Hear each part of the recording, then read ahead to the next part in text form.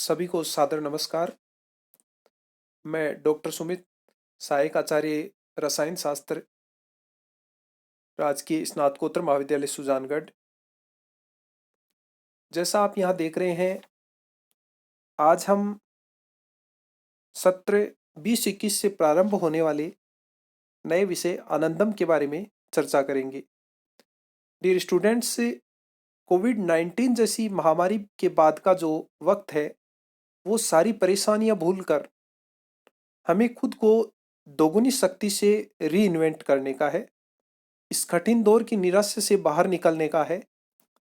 जीवन की कठिन परीक्षाओं में वही प्रतिभागी सफल होता है जो दिन और रात को के घनघोर अंधकार में अंतर किए बिना अपने लक्ष्य प्राप्ति हेतु सदैव तत्पर रहता है। वर्तमान कोविड-19 महामारी के इस दौर में सकारात्मकता, आत्मविश्वास और संयम ही सबसे कारगर शस्त्र साबित हुए हैं। बात करें हम हमारी सनातन भारतीय संस्कृति की, जो सदैव ही आनंद से ओतप्रोत रही है। इस संस्कृति की जो नींव है, उसमें जो मूल्य निहित हैं, उनमें परोपकार, दान और इनसे उत्पन्न होने वाली कीर्ति और आनंद हैं, जो आज भी जीवंत अवस्था में। ऐसे अनेकानेक उदाहरण हमारी भारतीय संस्कृति के इतिहास में हैं, जो इतिहास के पन्नों पर स्वर्ण अक्षरों से अंकित है। हम बात करें राजा रंतिदेव की, जिन्होंने स्वयं भूखे होकर भी अपना भोजन याचक को दिया था और उससे आनंद की अनुभूति प्राप्त की। और उन्होंने जो जॉय ऑफ गिविंग की जो थ्योरी है, उसको उस समय में भी सार्थक किया था। इसी कड़ी में हम राजा सीवी की बात करें तो राजा सीवी ने जब एक बाज एक कबूतर को अपना शिकार बना रहा था, तो कबूतर जो है वो राजा सीवी के सामने अपने आप को बचाने हेतु उपस्थित हुआ। तो राजा सीवी ने बाज से पूछा कि आप इस कबूतर को क्यों मारना चाहते हो। तो कबूतर के लिए बाज ने कहा कि मुझे तो भोजन की तलाश है। तो राजा सीवी ने उसे कहा कि अगर आपको इसके बदले में मांस का और कोई टुकड़ा मिल जाए तो क्या आप संतुष्ट होगे। तो बाज ने कहा बिल्कुल। और कबूतर को बचाने के लिए राजा सीवी ने अपनी जंगा में से मांस का टुकड़ा काट कर दे दिया और उससे उन्होंने आनंद की अनुभूति प्राप्त की थी। ये हमारे इतिहास में दर्ज बातें हैं। इसी कड़ी में महाराजा हर्षवर्धन, जो मगध के सम्राट थे, वो प्रतिवर्ष अपनी सारी संपत्ति मकर संक्रांति के दिन गरीबों में दान कर दिया करते थे और उससे जो जॉय ऑफ गिविंग की थ्योरी थी, उसको वो सार्थक करते थे और आनंद की अनुभूति करते थे। और कहा जाता है कि महाराजा हर्षवर्धन का जो संपत्ति थी, वो हर वर्ष बढ़ती ही जाती थी। इसी कड़ी में हमने दानवीर कर्ण और भामाशाह जैसे अनेकानेक उदाहरण भारतीय इतिहास में हैं, जो जॉय ऑफ गिविंग की थ्योरी को सार्थ करते हैं। इन उदाहरणों से आज की युवा पीढ़ी को जॉय ऑफ गिविंग से होने वाले आनंद की अनुभूति से प्रेरित होना चाहिए। जैसा कबीर दास ने दान के बारे में कहा है, चिड़िया चोंच भर ले गई, सरवर घटा ने नीर, दान दिए धन ना घटे, कह गए दास कबीर। मन्ना डे ने एक गाना गाया था, जो शायद लगभग 1966 या 68 के आसपास की मूवी में प्रचलित था। अपने लिए जिए तो क्या जिए, जिए तू जिए दिल जमाने के लिए। यानी अपने लिए तो सभी जीते हैं, जीना है तो जमाने के लिए जिए। और उसके लिए इस हिसाब से जो आपको एक आनंद की अनुभूति प्राप्त होती है, उसको लीजिए। उज्जैन के राजा भृतहरि ने नीति शतक में बताया है कि दानम भोगो न सह, तिस्त्रो गत्यो भवन्ति वितस्य, यो न ददाति न भुगन्ते, तस्य तृतीया गति भवति, अर्थात धन की 3 गतियां होती हैं, दान, भोग और नाश। जो न देता है और न भोग करता है, उस धन की तीसरी गति नाश होती है। इसलिए जीवन में हमेशा भोग के अलावा दान के महत्व को चरितार्थ भारतीय इतिहास में बहुत पहले से किया गया है। अब हम बात करें एजुकेशन की, तो यह क्वेश्चन अराइज होता है कि एजुकेशन क्या है, व्हाट इज एजुकेशन। एजुकेशन को हम अगर डिफाइन करें तो education is something which improve you, encourage you, make you capable for enjoy life. यानी शिक्षा क्या है? शिक्षा से अभिप्राय, इंप्रूव से यहां अभिप्राय भाषा से ली, आपका आचार विचार, आपकी व्यवहार शैली है, उसमें कितना इंप्रूवमेंट हुआ है। इनक्रेज से अभिप्राय अच्छे कार्य के लिए प्रेरित करने से है। परंतु हम आज के समय में देखें तो एजुकेशन को हमने केवल रोजगार के एक माध्यम के रूप में अपनाना शुरू कर दिया है, जिससे लाइफ से एक बहुत बड़ा फैक्टर आनंद जो है वो गायब होता जा रहा है। हमारी जो नई एजुकेशन पॉलिसी 2020 है, उसमें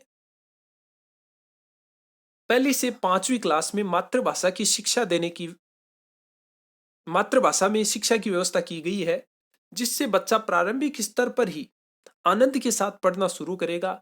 और इसी कड़ी में उच्च शिक्षा के क्षेत्र में यूजी और पीजी स्तर पर इस सत्र से प्रथम वर्ष के विद्यार्थियों के लिए अनिवार्य विषय के रूप में आनंदम एक सब्जेक्ट के रूप में शुरू किया गया है, जिसकी main theme the Joy of giving. आगे हम बात करें कि आनंदम जो है पाठ्यक्रम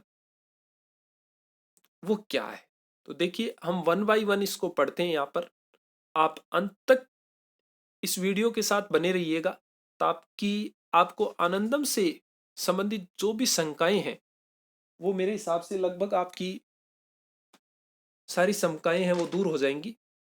तो आनंदम एक तरीके से गतिविधि आधारित पाठ्यक्रम है। आनंदम राजस्थान सरकार द्वारा राज्य में संचालित विश्वविद्यालयों और महाविद्यालयों में सत्र 2020-21 से प्रारंभ होने वाला एक कंपल्सरी या अनिवार्य विषय। तो इस प्रकार हमने देखा कि आनंदम जो है वो मेनली गतिविधि आधारित पाठ्यक्रम। यहाँ आपको कुछ रटना नहीं है, कोई बुक्स आपके सामने पर्टिकुलर नहीं है कि उनको आपने पढ़ा और एक पेपर हुआ उसमें आपने उनमें से जो भी क्वेश्चन आए हैं वो लिखे और आप पास हो गए, ऐसा नहीं हो गया। बात करें कि आनंदम को शुरू करने के पीछे जो राज्य सरकार है, जो बुद्धिजीवी लोग हैं, या जो हमारा आयुक्तालय है, उसका उद्देश्य क्या है, तो देखिए सबसे इंपॉर्टेंट उद्देश्य यहाँ ये है कि यहाँ आनंदम के थ्रू विद्यार्थियों को समाज से जुड़कर संवाद करने, समाज की जो समस्याएं हैं वर्तमान समय में उनको समझने और उनको सुलझाने के लिए उत्साहित करना ही इसका मुख्य उद्देश्य।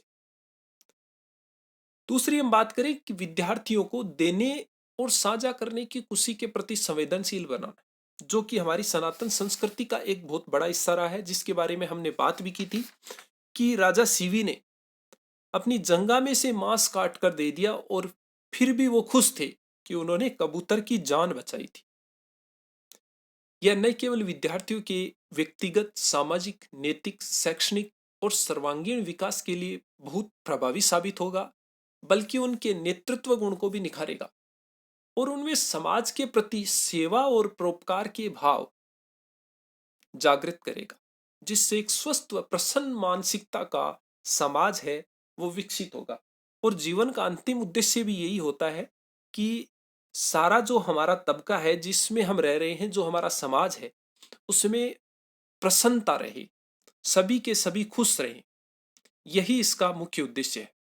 गुन्नू, किन कक्षाओं के लिए, तो देखिए यह अनिवार्य विषय 2020-21 में स्नातक प्रथम वर्ष व स्नातकोत्तर पूर्वार्ध में प्रारंभ किया गया है। आगामी वर्षों में आनंदम जो पाठ्यक्रम है वो सभी कक्षाओं में उत्तरोत्तर लागू होगा। यानी नेक्स्ट ईयर है 21-22 में ये सेकेंड ईयर के लिए लागू होगा और स्नातकोत्तर उत्तरार्ध में भी लागू होगा। इसी प्रकार उससे नेक्स्ट ईयर ये यूजी तृतीय वर्ष में भी लागू होगा।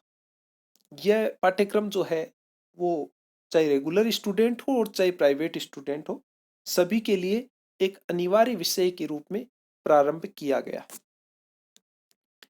अब बात करते हैं आनंदम पाठ्यक्रम के लिए जो अंक योजना है वो क्या है। तो अनिवार्य विषय के रूप में ये 100 अंकों का होगा। इसके अंक हैं वो कुल प्राप्तांकों में जोड़े जाएंगे। लेकिन सबसे इंपॉर्टेंट बात, यहाँ आपको अनुत्तीर्ण नहीं किया जाएगा, किसी भी स्टूडेंट को अनुत्तीर्ण नहीं किया जाएगा। पर अनुत्तीर्ण न करने के कारण ऐसा नहीं है कि आप इसमें पार्टिसिपेट न करें। और आनंदम पाठ्यक्रम के द्वारा आप अपने आप को आनंदित करते हुए, जॉय ऑफ गिविंग की थ्योरी को अपनाते हुए इससे जुड़े तो ये आपके लिए ज्यादा कारगर होगा।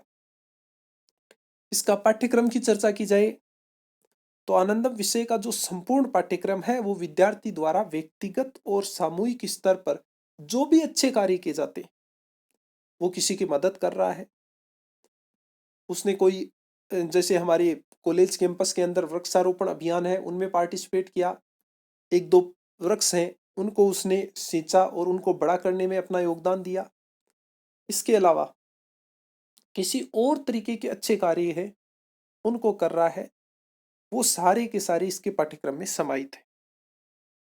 नेक्स्ट इसकी एग्जाम की बात करें तो आनंदम जो भी हमारा पाठ्यक्रम है ये गतिविधि आधारित प्रायोगिक विषय है, इसकी कोई लिखित परीक्षा नहीं होगी। इसका जो टोटल मूल्यांकन है, टोटल इवोल्यूशन है, वो व्यक्तिगत गतिविधियों और सामूहिक परियोजनाएं जो ग्रुप प्रोजेक्ट्स हैं उन पर आधारित होगा। इंपॉर्टेंट बात, यहाँ कोई लिखित परीक्षा नहीं होगी। गतिविधि आधारित प्रायोगिक विषय के रूप में इसको प्रारंभ किया गया है। शुल्क की बात करें, फीस क्या होगी, तो महाविद्यालय स्तर पर इसका कोई शुल्क नहीं होगा। ये एक प्रायोगिक विषय के रूप में शुरू किया गया है, जिसके लिए विश्वविद्यालय द्वारा नियमानुसार जो भी प्रायोगिक शुल्क तय किया जाएगा वो लिया जाएगा, वो यूनिवर्सिटी अपने स्तर पर तय करेंगी। आगे हम बात करें कि इसकी जो क्लास कालांश है वो किस तरीके से होंगी। तो प्रतिदिन आनंदम विषय के लिए 30 मिनट का एक कालांश होगा। नेक्स्ट आनंदम के जो अधिकारी हैं उनकी बात करें तो आनंदम पाठ्यक्रम के तहत मेंटर होंगे, इसके अलावा नोडल ऑफिसर और प्रोजेक्ट असेसमेंट कमेटी महाविद्यालय स्तर पर होगी। मेंटर्स जो हैं वो संकाय सदस्यों में से प्रत्येक कक्षा के लिए एक मेंटर होगा। इसी प्रकार संपूर्ण महाविद्यालय स्तर पर एक नोडल अधिकारी होगा और एक प्रोजेक्ट असेसमेंट कमेटी होगी, जिसके अंदर संकाय सदस्य होंगे और वो उस बच्चे के प्रोजेक्ट के आधार पे उसका असेसमेंट करेंगे और उसको मार्क्स प्रोवाइड करवाएंगे। नेक्स्ट हम बात करें मेंटर्स के कार्य और दायित्व। यहाँ देखिए इंपॉर्टेंट चीज ये, हमने यहाँ दो चित्र दिखा रखे हैं। फर्स्ट जो चित्र है उसमें एक तरीके से एक स्टूडेंट है, वो एक स्थान से दूसरे स्थान पे जा रहा है और बीच में एक बहुत बड़ा गैप है। उस गैप को भरने का कार्य मेंटर कर रहा है। यानी यहाँ पर ये इंपॉर्टेंट बात है कि मेंटर जो है वो एक तरीके से फैसिलिटेटर का काम करेगा, न कि वो जजमेंट का काम करेगा। यानी विद्यार्थी को जज करने की बजाय उसको फैसिलिटी प्रोवाइड करने का कार्य मेंटर का रहेगा। विद्यार्थियों को आनंदम विषय और उससे संबंधित गतिविधियों के बारे में जानकारी देगा। विद्यार्थियों को प्रतिदिन अच्छा कार्य करने के लिए प्रेरित करेंगे और उन्हें यह भी समझाएंगे कि उसको वो नोट भी करें। नियमित उनको प्रेरणादायक संदेश साझा करेंगे, जिससे विद्यार्थी हैं वो अच्छा कार्य करने के लिए प्रेरित हों। विद्यार्थियों को सामूहिक सेवा की परियोजनाओं के बारे में बताएंगे, जो उन्हें 8 से 10 के समूह में पूरी करनी होगी। इसके अलावा विद्यार्थियों द्वारा की गई गतिविधियों की फोटो वीडियो लेने, राजकीय और जो अराजकीय संस्थाएं हैं उनमें जो कार्य किए हैं उन विद्यार्थियों ने, वहां से प्रमाण पत्र प्राप्त करने के निर्देश भी मेंटर्स उनको देगा। इसके अलावा विद्यार्थियों को सिनोप्सिस और जो रिपोर्ट है, जो उसको एनुअली या सेमेस्टर वाइज सबमिट करवानी है, उसका प्रारूप है वो मेंटर्स उनके साथ साझा करेंगे। कॉलेज स्तर पर नामित आनंदम नोडल अधिकारी को समूह गतिविधियों की मासिक रिपोर्ट प्रस्तुत करेंगे, जिससे वह आयुक्त के नोडल अधिकारी के साथ साझा करे। तो यूं कह सकते हैं कि मेंटर एक तरीके से प्रत्येक कक्षा वार एक एक मेंटर होगा, जो उस कक्षा के बच्चों को जॉय ऑफ गिविंग की थ्योरी को सार्थक करने में मदद करेगा और उससे जो हैप्पीनेस उनको फील होगी उसके लिए उनको मोटिवेट करेगा। अब बात करें हम आनंदम दिवस की, आनंदम डे की। आनंदम दिवस वो दिवस है जो हर महीने के अंतिम सप्ताह में मनाया जाएगा। इस दिन सभी छात्र अपनी परियोजनाओं की प्रगति रिपोर्ट पोस्टर इत्यादि के माध्यम से प्रदर्शित करेंगे और जो देने की खुशी के जो अनुभव हैं उनको साझा करेंगे। देखिए यहाँ पर एक गिफ्ट है, वो एक लड़की अपनी मदर को दे रही है, तो इससे वो लड़की ज्यादा खुश हो रही है बजाय उसकी मदर की। तो जॉय ऑफ गिविंग जो है उसके अनुभव को स्टूडेंट्स हैं वो साझा करेंगे आनंदम दिवस के दिन। अब बात करें हम एक्टिविटीज या गतिविधियां, तो हमने पहले ही कहा है कि आनंदम की गतिविधियां दो प्रकार की होंगी, एक इंडिविजुअल एक्टिविटीज और second group activities. Individual activities में स्टूडेंट अकेला होगा, जबकि ग्रुप एक्टिविटीज में 8 से 10 का समूह होगा। व्यक्तिगत गतिविधियां विद्यार्थी द्वारा प्रतिदिन समाज हित या परोपकार के लिए कुछ अच्छा कार्य करना ही व्यक्तिगत गतिविधियों में शामिल होगा। प्रत्येक विद्यार्थी को एक दैनिक डायरी रखनी होगी, जिसमें वो उसके द्वारा किए गए अच्छे कार्य को रिकॉर्ड करेगा और समूह प्रोजेक्ट रिपोर्ट के साथ इसे मेंटर के पास सबमिट करवाएगा। व्यक्तिगत गतिविधि डायरी के बिना नियमित विद्यार्थियों की जो ग्रुप प्रोजेक्ट रिपोर्ट है वो स्वीकार नहीं की जाएगी और उसका मूल्यांकन नहीं होगा। हालांकि एक इंपॉर्टेंट बात यहाँ ये है कि जो एक्स स्टूडेंट्स हैं या जो स्वयं पाठी विद्यार्थी हैं, उनको डायरी बनाना और जमा करवाना आवश्यक नहीं है। अगर वो ऐसा करते हैं तो बहुत अच्छी बात है, लेकिन उन पे ये कंपलसरी नहीं होगी। कुछ इंडिविजुअल एक्टिविटीज को हमने यहाँ शो किया है। तो देखिए, जैसे सबसे पहले बात करें सेव इलेक्ट्रिसिटी, यानी बच्चों को इलेक्ट्रिसिटी बचाने जरूरी है। जैसा आजकल बिजली बोर्ड की जो भी गाड़ियां हैं उन पे लिखा हुआ होता है कि बिजली की बचत ही बिजली का उत्पादन है। तो इस कड़ी में हम जैसे क्लासरूम से बाहर निकले तो क्लासरूम की लाइट चालू है या फैन चालू है तो उसे ऑफ कर दें। बिना जरूरत के जो भी विद्युत उपकरण हैं वो अगर उनकी जरूरत नहीं है और वो ऑन है तो उन्हें हमें ऑफ कर देना चाहिए, जिससे ऊर्जा की बचत होगी। सेव वाटर, आप सभी को पता है कि बिना पानी के जीवन नहीं है, तो इस महत्व को समझते हुए हमें पानी को बचाना चाहिए। डिस्करेज बर्निंग प्लास्टिक, यानी प्लास्टिक को जो जलाने का जो तरीका लोग बाग अक्सर अपनाते हैं उससे उनको हतोत्साहित करना चाहिए कि ये हमारे लिए फायदेमंद नहीं है।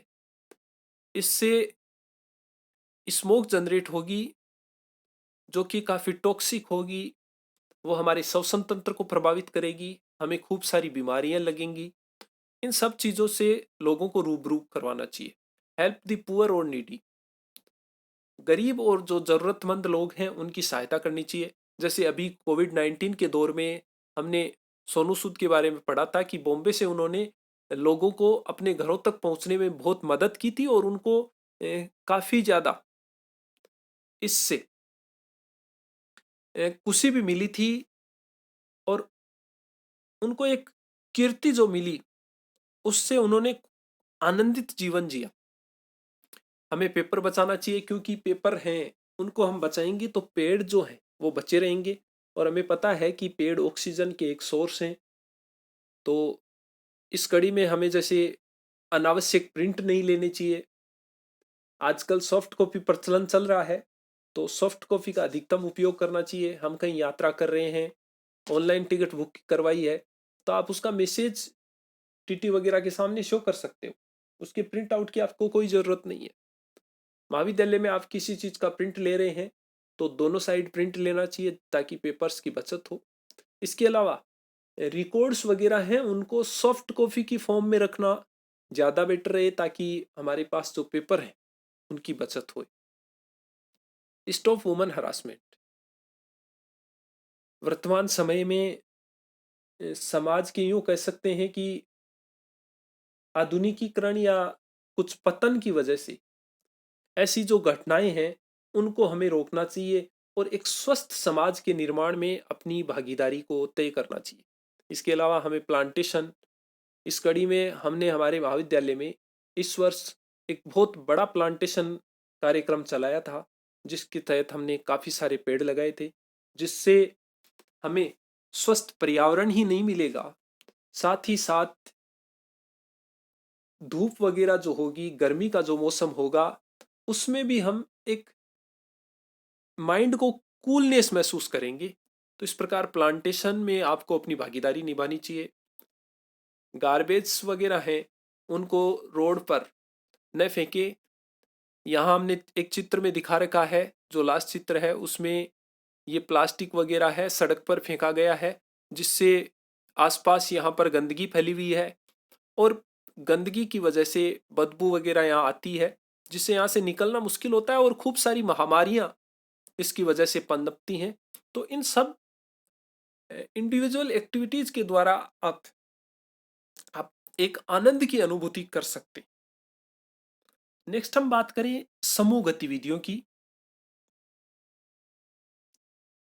तो देखिए महाविद्यालय स्तर पर 8 से 10 विद्यार्थियों के समूह बनाए जाएंगे जो कि समाज या जरूरतमंद लोगों को लाभ पहुंचाने वाली परियोजनाओं पर कार्य करेंगे। प्रत्येक समूह द्वारा सेमेस्टर योजना में प्रति सेमेस्टर एक प्रोजेक्ट और वार्षिक योजना में एक प्रोजेक्ट 100 अंक, सेमेस्टर में वो 50 अंक का होगा, उस पर कार्य करना होगा। हमारे महाविद्यालय में सेमेस्टर सिस्टम नहीं है, तो यहाँ हमें एनुअली 100 मार्क्स का हमारा ये सब्जेक्ट होगा, उस पर हमें कार्य करना है। अब हम बात करें कि जो समूह गतिविधियां हैं उसमें प्रत्येक समूह में एक नेता का चयन करेंगे, लेकिन इंपॉर्टेंट बात यह है कि यहाँ पर जिस नेता का हम चयन करेंगे उसको लीडर के रूप में बिहेव करना है कि न कि बॉस के रूप। आप देख रहे हैं जब वो बॉस की तरह बिहेव करेगा तो मिशन में केवल उसको छोड़कर बचे हुए लोग कार्य करेंगे और उस मिशन को कंप्लीट करना एक मुश्किल टास्क होगा। जबकि वो लीडर की तरह सबके साथ मिलकर कार्य करेगा तो मिशन इजीली कंप्लीट हो जाएगा। सेमेस्टर योजना में प्रत्येक प्रोजेक्ट की अवधि 4 माह है, लेकिन कोविड-19 के कारण इसे इस बार 2 माह में ही पूर्ण करना। कोविड-19 के दौरान आनंदम विषय को ऑनलाइन ही चलाया जाएगा, अतः मेंटर्स द्वारा व्हाट्सएप पर ही ग्रुप बनाकर उन बच्चों को प्रेरित किया जाएगा और उनको निर्देश देने का कार्य किया जाएगा कि हमें इस तरीके से समाज सेवा के कार्य करने चाहिए, व्यक्तिगत कार्य करने चाहिए। ये सब दायित्व इस बार जब तक क्लासेज ऑफलाइन शुरू नहीं हो जाती ऑनलाइन ही किए जाएंगे।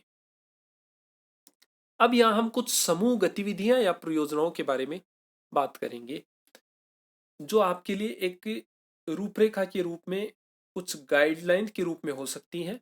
आप इनके अलावा और भी ग्रुप एक्टिविटीज में पार्टिसिपेट कर सकते हो, वो आपके इंटरेस्ट पे डिपेंड करेगा, क्योंकि हमने शुरू में ही कहा है कि इसका कोई फिक्स सिलेबस नहीं है। इसका सिलेबस वही है जो आपको अच्छा कार्य करने के लिए प्रेरित करे और उससे आपको एक आनंद की अनुभूति हो।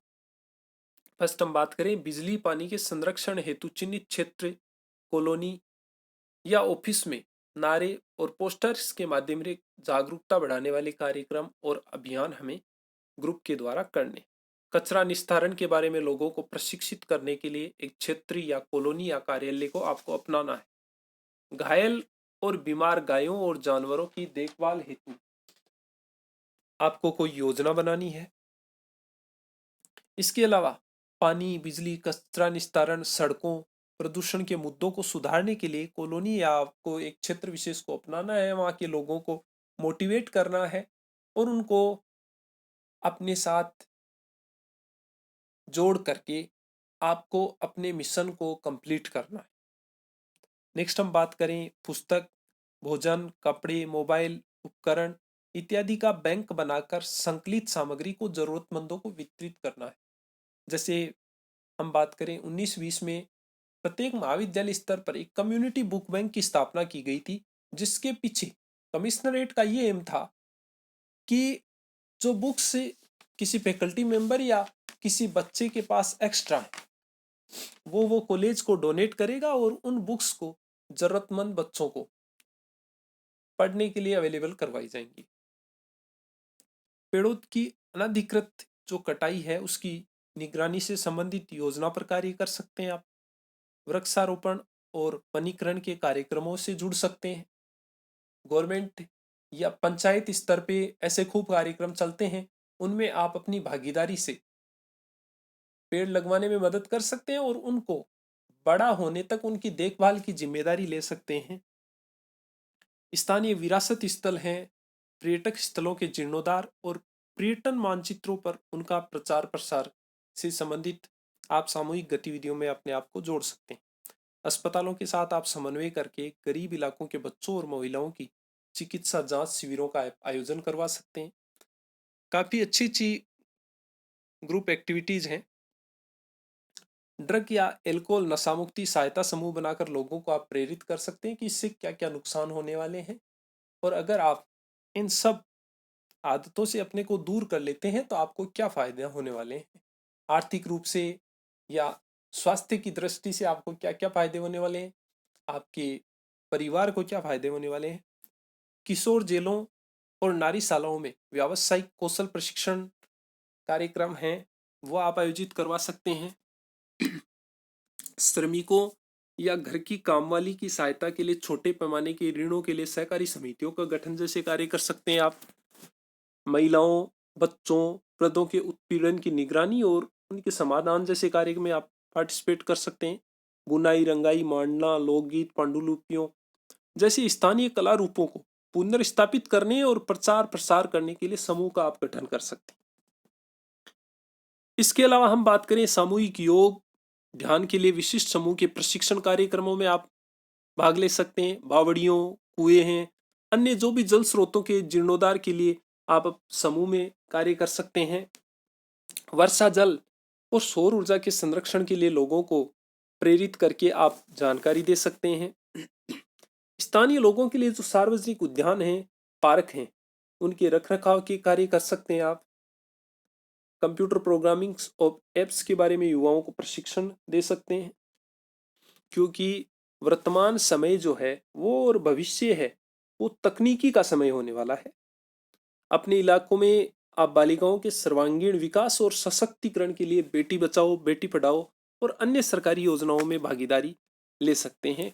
इस प्रकार हमने मोटा मोटी तौर पर लगभग 20 से एक समूह गतिविधियों के बारे में यहाँ चर्चा की है। अब हम बात करें आनंदम जो कोर्स है उसके अंदर टूल्स, उसके आउटकम और उसका रिजल्ट क्या रहने वाला है, फाइनल रिजल्ट। तो देखिए, टूल्स की बात करें तो टूल्स किसी भी प्रोजेक्ट या किसी भी कार्य के लिए बेसिक रिक्वायरमेंट्स हैं। यहां भी कुछ वही बेसिक रिक्वायरमेंट्स को हमने लिस्टेड आउट किया है। फर्स्ट है एनर्जी। किसी भी अच्छे कार्य को करने के लिए आपको एनर्जेटिक होना पड़ता है। Second, positivity. उस कार्य को करने के लिए आपका माइंड सेट पॉजिटिव होना चाहिए। आप में एक जुनून होना चाहिए, एक पैशन होनी चाहिए, क्रिएटिविटी होनी चाहिए, आपकी इमेजिनेशन पावर होनी चाहिए और एक क्लियर कट आपका विजन होना चाहिए। ये कुछ बेसिक टूल्स हैं जो आनंदम से रिलेटेड है। अब हम आनंदम के जो आउटकम है उनकी बात करें तो देखिए, awareness and empty regarding community issues. Second, अब बात करें interaction with the community and impact on the society. Community के साथ इंटरेक्शन होगा और उसका सोसाइटी पर प्रभाव पड़ेगा। आपका मेंटर के साथ इंटरेक्शन होगा, मेंटर आपके फैकल्टी मेंबर होंगे, जिससे एक स्वस्थ स्टूडेंट टीचर रिलेशनशिप का डेवलपमेंट होगा। स्टूडेंट्स का ग्रुप होगा जिसमें वो कार्य करेंगे, जिससे क्या होगा कि स्टूडेंट्स के बीच में इंटरेक्शन होगा और जो लार्ज स्केल पे सोशल नेटवर्क है वो डेवलप होगा।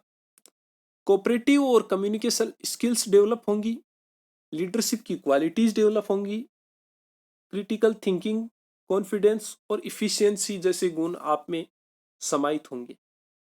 बात हम करें इसके रिजल्ट की, तो इन सभी आउटकम से जो फाइनल रिजल्ट होगा वो हमें आनंद की अनुभूति होगा और हमारा जो माइंड है वो एक हैप्पीनेस को फील करेगा, जो कि आनंदम के पीछे हमारा मेन मोटो है।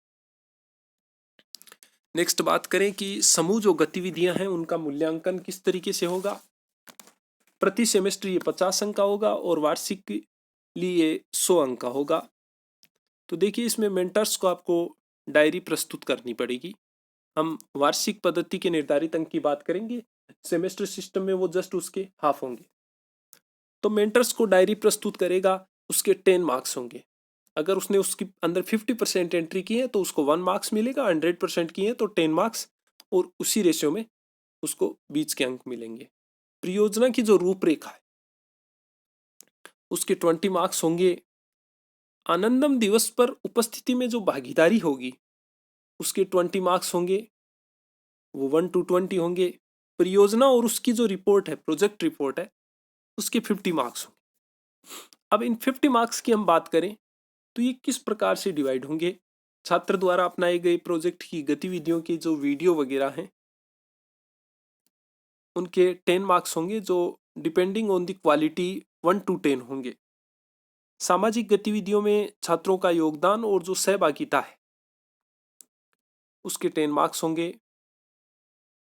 इसके अलावा समस्याओं का निस्तारण है, चुनौतीपूर्ण मसलों पर कार्य और रचनात्मकता है, प्रॉब्लम सॉल्विंग और चैलेंजिंग इश्यूज जो हैं उनको एड्रेस करना और उनका इनोवेशन से रिलेटेड जो भी वर्क है उसके 30 मार्क्स होंगे, जो डिपेंड करेगा उसने कैसा कार्य किया है, उस ग्रुप ने कैसा कार्य किया है।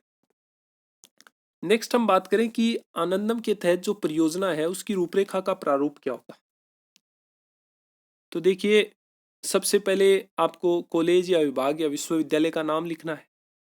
कॉलेज का जो समर्पित आनंदम जीमेल आईडी है वो लिखी जाएगी। उसके बाद परियोजना का आपका शीर्षक क्या है, सामुदायिक सेवा का स्थान क्या था, मेंटर का नाम क्या था और उस ग्रुप की क्लास या सेमेस्टर कौन सा था। प्रतिभागियों का विवरण हम रखेंगे, तो उसमें हमने मोटा मोटी जैसे 8 से 10 का एक ग्रुप बनाना है। उनमें प्रतिभागियों के नाम होंगे, उनका संपर्क विवरण होगा, उनके हस्ताक्षर होंगे और नीचे मेंटर के हस्ताक्षर होंगे। प्रोजेक्ट जो रिपोर्ट होगी उसके अंतर्गत परियोजना का संक्षिप्त जो विवरण होगा वो किस तरीके से होगा। सबसे पहले आपको उसके बारे में छोटा मोटा परिचय देना है।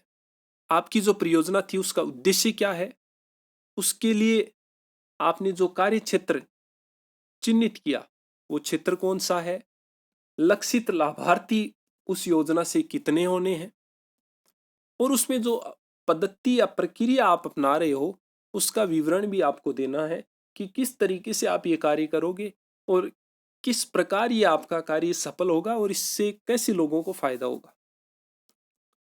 इसके अलावा आपको सरकारी निकाय या गैर सरकारी संगठन से जो सहयोग प्राप्त हो रहा है उसका भी यहाँ आप उल्लेख करेंगे। और फाइनली जो जो भी उस ग्रुप के मेंबर थे उनके विद्यार्थियों के यहाँ हस्ताक्षर होंगे एक साथ। अब हमारी जो परियोजना रिपोर्ट है उसको हमने कुछ प्रमुख बिंदुओं में विभाजित किया है। सबसे पहले आपको प्रस्तावना, देन आपको आभार, जिन जिन का भी आपको सहयोग मिला है उनका आभार, परियोजना का आपका परिचय, उसके पीछे जो उद्देश्य थे वो, और अपनाई जाने वाली पद्धति, गतिविधियां, समयावधि, परियोजना के दौरान जो सामाजिक संवाद, निरीक्षण और अनुभव का विवरण, फोटोग्राफ और मीडिया कवरेज हैं, यदि हों तो उनको भी आपको अटैच करना है। और परियोजना की उपलब्धियां या लाभ क्या रहे, समूह के सदस्यों का व्यक्तिगत योगदान क्या क्या रहा, ऐसा तो नहीं है कि सभी ने बराबर रोल प्ले किया हो। और उसके बाद निष्कर्ष और परियोजना का आपका जो अनुभव रहा वो कैसा रहा, कि आपको आनंद की अनुभूति हुई तो किस स्तर की हुई, वो सब बातें, और फाइनली विद्यार्थियों के नाम और हस्ताक्षर परियोजना रिपोर्ट में लिखे जाएंगे। तो डियर स्टूडेंट्स, इस प्रकार आज हमने आनंदम से संबंधित आपकी जो शंकाएं थी उनको काफी हद तक सोल्व करने की कोशिश की। आनंदम के पीछे राज्य सरकार का मुख्य उद्देश्य क्या है वो आपको बताने की कोशिश की।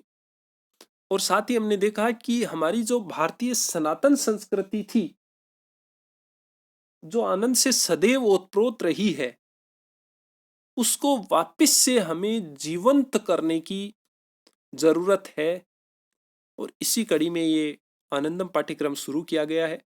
आपने इसको सुना, इसके लिए सभी का थैंक्स।